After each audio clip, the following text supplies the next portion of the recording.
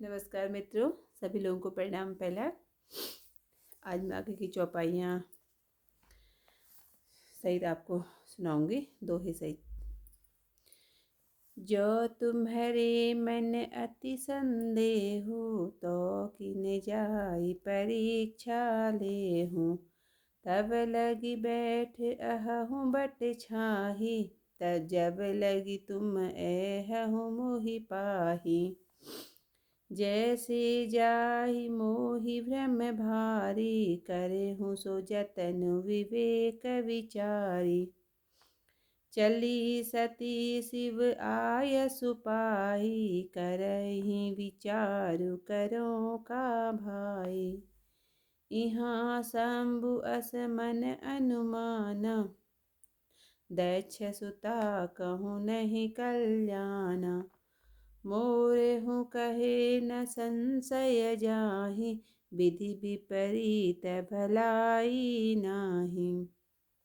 होई सोई जो राम रचि राखा, को करि तर्क बढ़ावे साखा। अस कहीं लगे जपन हरि नामा, गई सती जहाँ प्रभु सुख धामा। पुनि पुनि हृदय विचारु करी, धरि सीता कर रूप। आगे होई चली पंथ तेहि, जेहि आवत नर भूप। लक्ष्मण दीख उमा कृत वेसा, चकित भये भ्रम हृदय विशेषा।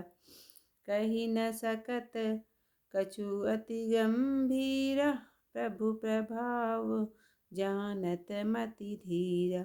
सती कपटु जानेउ सुर स्वामी, सबदरसी सब अंतर जामी। सुमिरत जाहि मिटहि अज्ञाना, सोई सर्वज्ञ राम भगवाना। सती कीन्ह जहाँ तहु दुराऊ, देखऊ नारी स्वभाव प्रभाऊ। निज माया बलु हृदय बखानी, बोले बिहसी राम मृदुबानी। जोरि पानी प्रभु कीन्ह प्रणामु, पिता समेत लीन निज नामु। कहेहूँ बहोरी कहाँ वृष केतु, विपिन अकेली फिरहूँ केहि हेतु। राम वचन मृदु गूढ़ सुनी, उपजा अति संकोच। सती सभीत महेश पहीं, चली हृदय वस सोचु। मैं शंकर कर कहा न माना, नित अज्ञानु राम पर आना। जाई उतरु अब देहहूँ काहा, उर उपजा अति दारुण दाहा। जाना राम सती दुख पावा, निज प्रभाव कछु प्रकट जनावा। सती दिख कौतुक मग जाता, आगे राम सहित श्री भ्राता।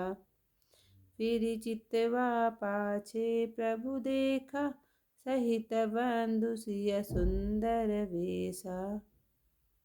जहाँ चित वहीं तहाँ प्रभु आसीना, से वहीं सिद्ध मुनीस प्रवीणा।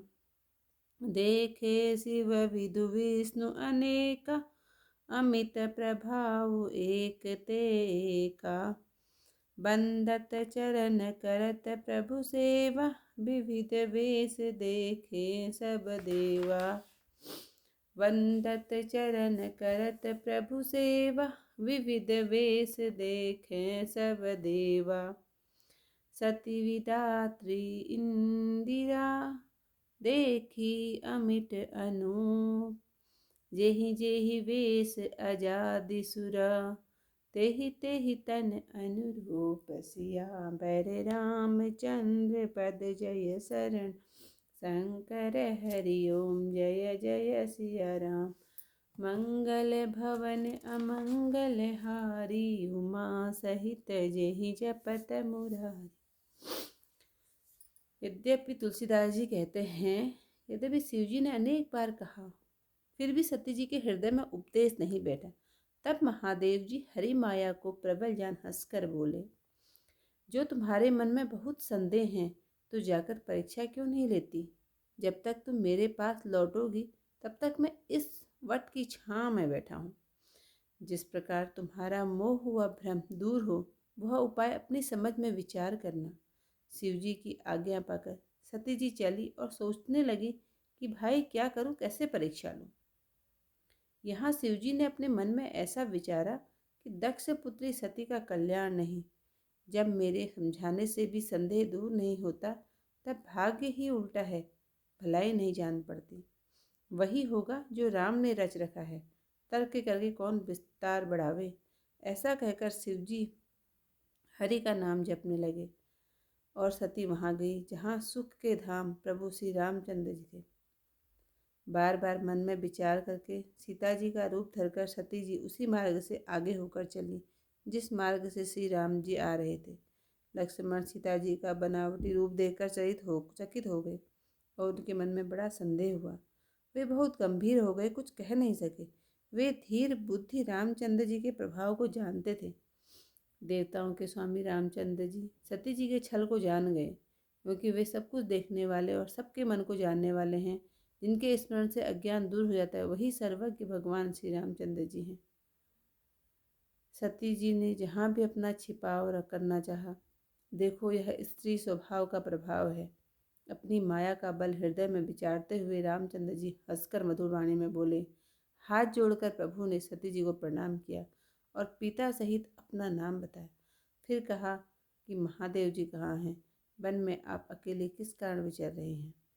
रामचंद्र जी के कोमल और गूढ़ वचन सुनकर सती जी को बहुत संकोच हुआ। वे डरकर शिव जी के पास चली, किंतु उनके हृदय में बड़ा सोच था कि मैंने शंकर जी का कहना नहीं माना और अपने अज्ञान का रामचंद्र जी पर आरोप किया। अब जाकर शिव जी को क्या उत्तर दूंगी, यह सोचकर हृदय में बड़ा दाह उत्पन्न हुआ। रामचंद्र जी ने जान लिया कि सती जी को दुख हुआ है, तब उन्होंने अपना कुछ प्रभाव दिखाया। सती जी ने मार्ग में यह कौतुक देखा कि आगे श्री राम जी, सीता जी और लक्ष्मण सहित चले आ रहे हैं। पीछे फिरकर देखा तो भाई लक्ष्मण जी और सीता जी सहित सुंदर वेश में रामचंद्र जी दिखाई दिए। जहाँ देखे वहीं प्रभु विराजमान और चतुर्सिद्ध मुनीश्वर सेवा कर रहे हैं। फिर अनेक शिव, ब्रह्मा, विष्णु देखे, जिनका प्रभाव एक से एक बढ़कर था। प्रभु रामचंद्र जी की चरण वंदना और सेवा करते अनेक प्रकार के वेश वाले सब देवता देखे। अनेक सती, ब्राह्मणी और लक्ष्मी बहुत ही सुंदर अनुपम रूप वाले देखी, जो जिस जिस वेश में ब्रह्मा आदि देवता थे, उन्हीं वेशों के अनुसार उनका स्वरूप धारण कर रही थी। आज का अध्याय समाप्त होता है। इसमें यह वचन गूढ़ है। शंकर जी को वृष केतु अर्थात धर्म की ध्वजा कहा है। अर्थात धर्म की ध्वजा रूप आपके पतिदेव कहाँ हैं? पतिव्रता स्त्री को पति संग छोड़कर अकेली नहीं रहना चाहिए, और आप वन में फिरती है, सो क्यों? यह शब्द गूढ़ है, यह वचन गूढ़ है कि मतलब एक स्त्री को वैसे तो अकेले नहीं रहना चाहिए, तो इसलिए शब्दों का प्रयोग रामायण में किया गया है। आज का यहीं पर समाप्त होता है। बहुत बहुत धन्यवाद आपका सुनने के लिए। जिसको भी मेरा रामायण को पढ़ना अच्छा लगता हो तो मेरी वीडियो को लाइक शेयर जरूर कीजिएगा। धन्यवाद।